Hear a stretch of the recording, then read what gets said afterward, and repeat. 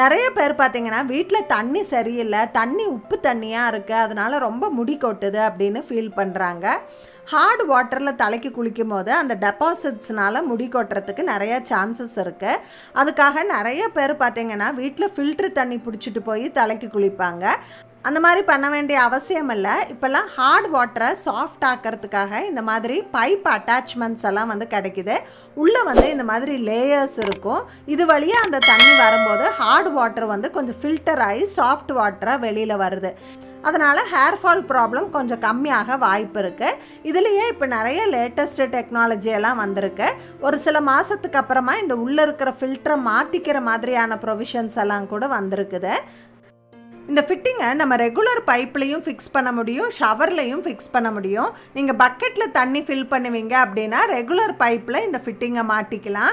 நீங்கள் ஷவர் பயன்படுத்துவீங்க அப்படின்னா இந்த பைப்பில் அந்த ஃபிட்டிங்கை மாட்டிட்டு அதுக்கப்புறமா ஷவர் ஹெட்டை மாட்டணும் அப்படின்னா ஷவரில் வர்ற தண்ணியும் கொஞ்சம் பியூரிஃபை ஆகிட்டு வரும், சாஃப்ட் வாட்டராக கிடைக்கும்.